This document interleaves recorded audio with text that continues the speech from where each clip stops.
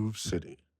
Hey, what's up? I'm Lefty. And you know it's your boy Rich Furniss, and you're here for another episode of Groove City. That's right. We are here to bring you some amazing talent, people that we think are really cool, and you'll also get a DJ set, of course, from them later on. Today, we are excited to bring you somebody from right here in New York, very special, Avante Price.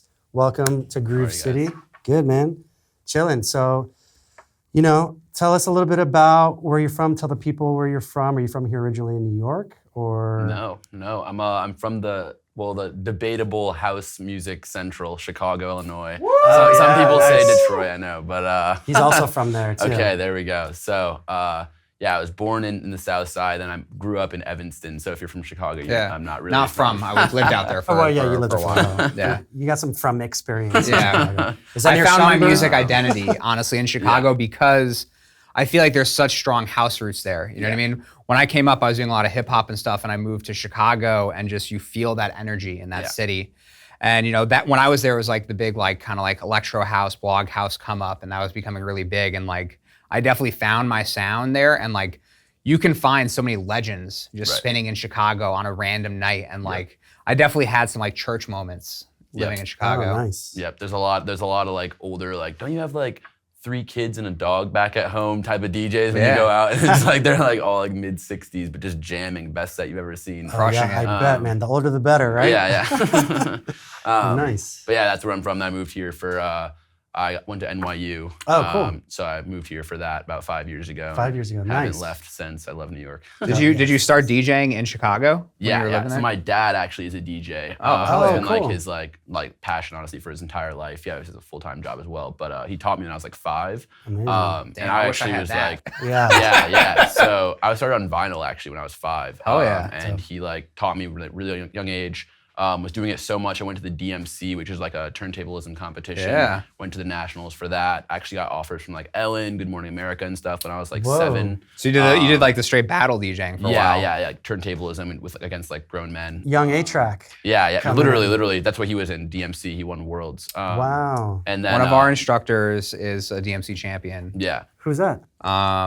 Esquire. Oh yeah. Okay. I think I've heard that name actually. Yeah, he's our DJ instructor here. He was DMC champion 2 or 3 times. Maybe I'll have to do a head-to-head with him. There you go. I'd love to see that. Damn, I'd pay for that battle. I definitely would. I haven't been on the vinyl as much. Unfortunately, you don't get paid or booked to do anything on vinyl anymore. So Facts. Unfortunately, I had to go away from that. But yeah, essentially that was when I was 7, 8 years old. My mom was like, "You're not going to be a celebrity child. Those kids grow up not necessarily to do the best things." So she made me have a childhood and kind of quit DJing. To my dad and I's dismay, but got into startups and other cool stuff like that. Then came back here to NYU, to New York, and obviously. How was it when you stopped? What was it like when you stopped playing for a while? Was that? I was a kid, right? I was gonna say, were you 8? Childhood. Yeah, I was 8, 9 years old. So I just had a childhood. I was happy that honestly to not be locked in a room with my dad, being "Come on, learn how to crab scratch and beat juggle and stuff." I didn't know what that meant. I was just happy to be in front of crowds. When did you start DJing in front of people then? Literally when I was you were doing 6, 7 years old. Yeah, I guess the you're doing the DMC battles. was in front of hundreds of people. Yeah. And And then when I got to high school, I wanted to meet people, go to parties and stuff. So I started DJing again. But that was the Martin Garrix big room age, and I was sitting here playing big room in my friends' basements, and they're just what is this? And so. But you'll know in a few months. Don't worry. I'm putting you on real quick.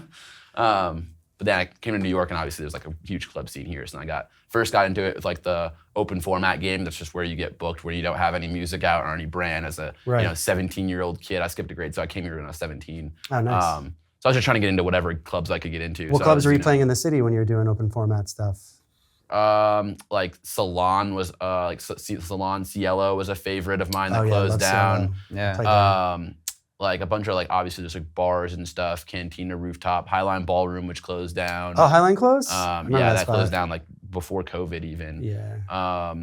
Really just anything I can get my hands on, right? At the end of the day, as a 17-year-old, they didn't care about, me being 17. Right. What do you feel drew you back into it? Because I feel a lot of guests that we've had, and guests we've had on other podcasts for that matter, they will stop for a while, but for some reason, if you have it in you, it always brings you back in some way. What do you think was like the real step for you wanting to start back up again? Was it doing the parties and stuff, or? No, so I remember like in high school specifically when I first started getting back into it was like I would sit there like bored in class and like it was those Tomorrowland after movies. I don't know what it was, but I'd be sitting there like super bored in class and watching like Armin van Buuren at Tomorrowland. Tomorrowland! Yeah. And it's just like, you're like a 15-year-old kid, like what is this? Like how can that become me? And like, I think that was just, I got super addicted into it, like started up on like Logic, started trying to produce, like horrible at that. But then like, at least I was like, okay, well I know how to DJ at least and like I know how to mix. And so kind of just got back into it that way. And then, you know, you realize really quickly you're not gonna be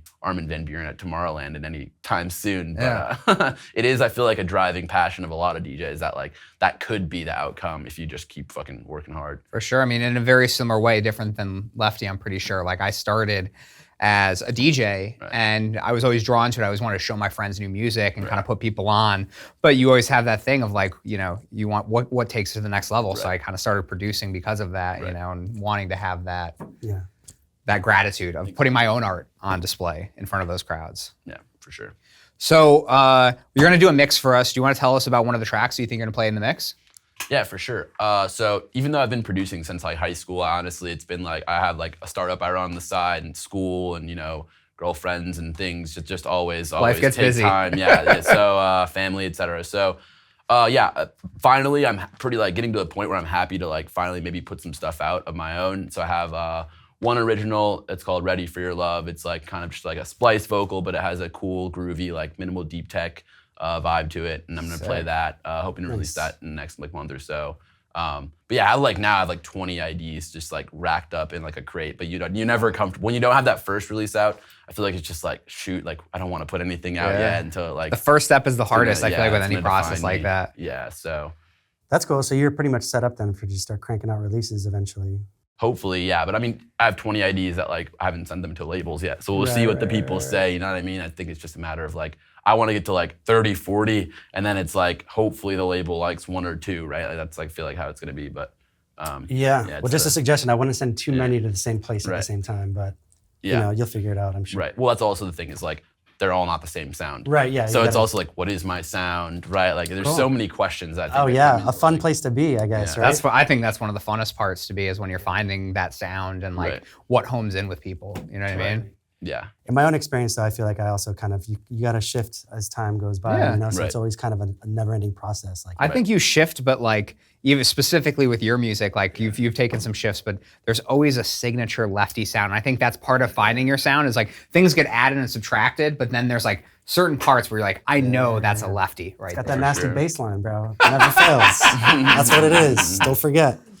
No, but that's exciting. So building your new original music coming out. Have you done any remixes or anything like that in the past? Or this is gonna be your first my first real stuff. Go at it? Yeah. Amazing. I released some stuff. I did release some things like 3-4 years ago. I had one track that got like a little over 100K streams, like nothing crazy, but it was more like 2018 like deep house, like tropical house vibes that just like wouldn't fit anything that you would hear today.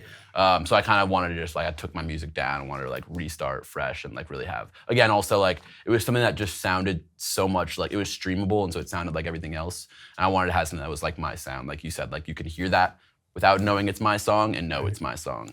And that's definitely, it takes a long time to get there, but it does. Long ass time, man. No, a never-ending journey, I feel like. A never-ending journey, man. But yeah, that's great.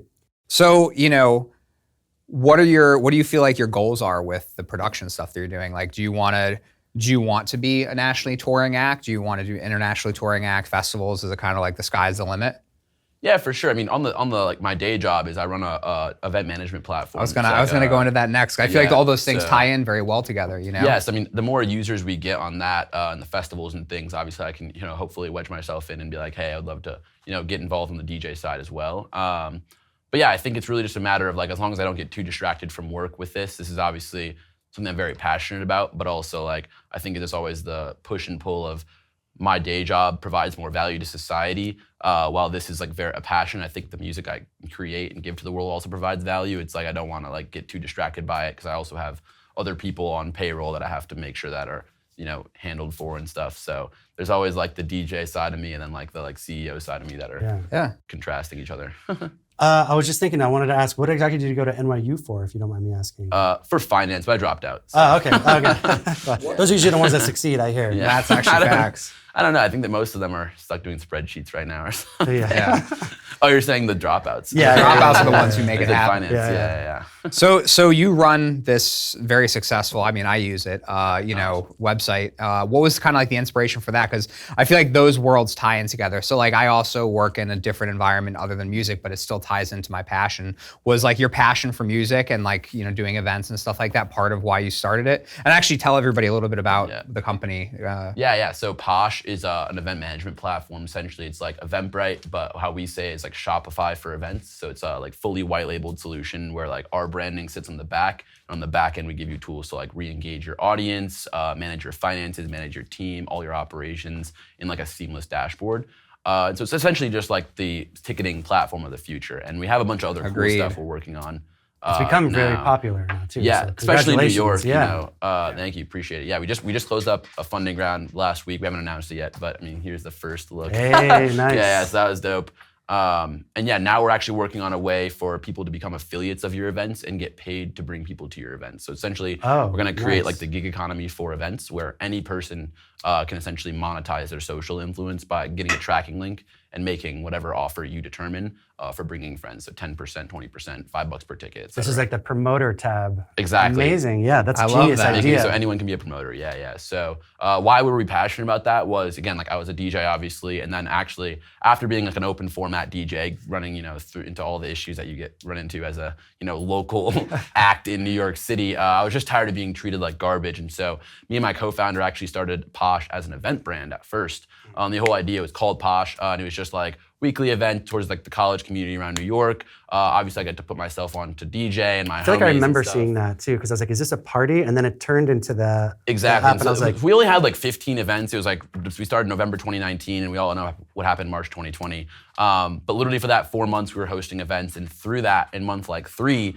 Eli, my co-founder, who is our videographer and content guy, is also an engineer. He was like, let me build a product for our own events. So we actually only built Posh just to satisfy our own discomfort with Eventbrite, so we could have our own branding and have like a data. A tool of necessity. I love that, man. Exactly. That's awesome. Yeah. You saw a flaw that you wanted to fix for yourself. You made it, and then you realized how valuable it would be for everybody else. Exactly, yeah. And it was the pandemic that really made us realize how many other people were experiencing the same issues as us, because we had to ditch our event brand in March, and we just took from March to October 2020 for me to just talk to the industry and understand what other issues people had with Eventbrite and other similar solutions. And Eli, my co-founder, was just pounding Red Bulls, coding away. And finally, October 2020, we had something in our hands. But that's sick. So the reason why I think it's really interesting is like you had kind of brought it up, like having that other brand and that other thing, being able to use that to like maybe leverage or to help fulfill the society needs for your industry. You know what I mean? Like I feel like a lot of people see those gaps but maybe don't have the skill set or the know-how on how to do it, and you guys made it happen, which I think is super dope. Appreciate it. Yeah, I think the biggest, it's less about know-how and just more about, I think honestly it is drive sometimes. I think a lot of people are very lazy, honestly. My outlook, and especially in this industry, I think a lot of people are in this industry for the wrong reasons. They're here to get fucked up. They're here to meet girls or guys or just for other things that are not about like, why do any of us in this room love music? It's because like you get that feeling when you hear good music and like that like really takes you to another level and like you can't like really explain it. And I think that like everyone's chasing that feeling, and those people that are chasing that feeling rather than like Instagram followers or any of the other weird reasons that people are in this industry are the ones that succeed. And when you have that, and who push the envelope and evolve the industry. Exactly. Yeah, you're not evolving anything if your Instagram is evolving. So yeah, I'm still hung up on this promoter situation because I just am flashing back to like when I first moved to New York in like 2005 and looking for random jobs and going on Craigslist and being like, $150, bring 10 people, you get a bottle. I'm like, I'll bring 40 for $300 and 2 bottles. Exactly. And trying to pull little moves at all these little bars. So we're automating that. Yeah, I think that's really, really forward thinking. Well, I think it's good too because it goes through a platform where there's a third party. Because I was also in that when I first moved to New York, and a venue which I shall not name offered me $7 per head if I brought people. So I was like, I'm gonna throw my birthday party here. Yep. I ended up bringing 150 people that said my name at the door. Right. And 7 times 150, shit ton of money. And they were like, oh, well, we didn't think you were gonna bring that many people. We don't know if we can. So they ended up like not paying me because they gave me some money. They like settled on a number, but it was a fraction of what it should have been. And you know, I'm not the only one who's experienced this story. Like I've had this conversation with other people, and it's like to have that platform where now it holds the promoter accountable. Cool, you said you were going to do this, you're going to do it. You know? It's instant. It's actually as soon as you sell that ticket, your balance accrues. So it's literally as soon as the person buys through your link, you're getting money. It's a two-way payout to the organizer and to the promoter. And so this solves any like tally issues or waiting 2 weeks after the event to get your thing. Or they're like, send me an invoice. Like, why am I sending you an invoice? You know how much money that I'm owed, right? And so it's all handled online. The 1099 is handled online through Stripe Connect, which is an awesome platform. So you don't have to worry about 1099ing your promoters. We handle it for you. So everything is super, super automated and super transparent, which is the biggest thing, right? It's like how many people you brought is how much you're getting paid for, and you know exactly what you're getting paid. Well, if you need beta testers, let me know, all right? Definitely. Yeah, we're starting to do some Quincy Boy Records label parties and stuff like that. So that'd be a great thing to tie into. Maybe you gotta hop on a guest set, baby. I'm definitely more old school like that, so you know, it always works. So we're about to dive into your set in a minute. You wanted to give us a little bit more info on like what kind of music you think you're gonna be spinning? Yes, I mean, right now, these days, I've been playing a lot of like minimal deep tech stuff, like Rossi, a lot of like Prunk, if you know them. A really hot guy that's been blowing up lately is Chase West. I'm a big fan of him. Yeah, I've seen the name. As well as Toman, Wheats, etc. So you guys will definitely see it, but it's very groovy stuff. There's not a lot going on, but there's a lot of very, very fine-tuned elements that you can tell. Like when you're making this type of music, it's like there might be only like 8 to 10 tracks getting played simultaneously during like even the peak of the drop, but like each one has this like such high attention to detail that it hits through the mix so well. Rather than these like EDM tracks that have 30, 40 tracks going on, but it all just sounds like noise. And so I like that stuff too. Don't get me wrong. But, time and place. Time and place. But where do you go about finding most of your music? Because like I'm familiar with this, but I'm not sure a lot of the people viewing. Like, how do you go about finding a lot of your like underground music and music that you spin? Yeah, obviously a lot of different ways. I think a way that honestly might be frowned upon is just like, because like it might sound like a cheating, but like you go to a song you like on Spotify and you go to the radio of that song, and then you find 3 more tracks on that, and you go to the radio of those songs. And like the Spotify AI is amazing, and it will find you some amazing music that isn't, you don't go to the normal Spotify like mint playlist or whatever, but you go to the radio it's created by Spotify that no one else is browsing through, and you're gonna find a lot of similar music that other people might not have even heard by and then you go to the artist profile and they have like 300 monthly listeners, and you're like, this is a banger. And that's the track that obviously you want to be playing in your set that like no one has heard, but is amazing. So, I mean, that's probably the best way. Obviously, Beatport's helpful. Obviously, there's, DJ pools and things like that. But really, I think the biggest way, honestly, is whenever I go to an event of an artist I really like, I have Auto Shazam on the entire time, and then I just go back home and I just go through all those.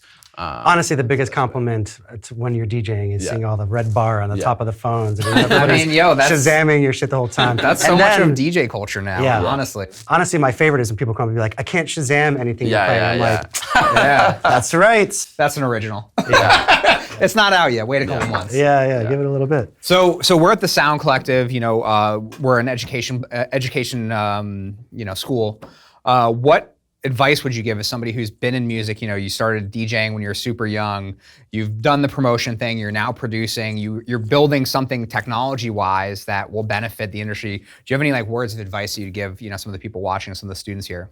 I think the biggest thing is just if you're not in it, again, like I just kind of already said this, but you have to be in it for the right reasons. And like, if you're in the music scene and like you sit there, like especially like production, like this shit takes so much time and effort. Yes. Like if you're sitting there on Ableton or Logic or whatever you might, be using for 4 or 5 hours and you're like, this sucks, I'm never gonna be Armin van Buuren at Tomorrowland. You should stop right now, because that's not why you should be in it. You should be there 4 or 5 hours in and be like, oh, I finally found the kick I like, after you like went for 4 hours looking through kick samples. Like you should have like a passion for just like finding that sound and creating the sound that's stuck in your head that you can't get out there until you finally can. And if that doesn't like make you excited, like you're in it for the wrong reasons. But if when you are in it for the right reasons, you'll find that like you'll be an amazing producer in no time, I think. Yeah. I think it's still truly an art form, and you feel the passion and the emotion in every track. And if you're able to give that, I think even in every DJ set, like I can tell when people are dialing in their DJ set, and I can tell when people are really excited to be up there. Right. And I can tell when I'm really excited to be up there, because we all have our off days. You know what I mean? There's a difference. 100%. Yeah. So we're at the Sound Collective here at 28 Broadway. We want to thank them for hosting us for this amazing podcast. You guys can check us out. We have subscription courses. We have certificate courses, all online where you can learn at your own pace. We do private lessons. We have a membership where you can come in and use all this gear within this space anytime you want. Recording studio, live stream room, performance space. I want to thank you for coming out and being part of this with us. If people want to find you online, what's your handle? Yeah, Avante official on Instagram, Avante Price on SoundCloud, and that's it. Awesome, man. Well, thank you so much for joining us. Really looking forward to your set. Awesome. And there's going to be a second link that goes to YouTube. So you can go and check out this amazing music. Thank you guys for checking us out. I'm Rich Furniss. I'm Lefty. Peace.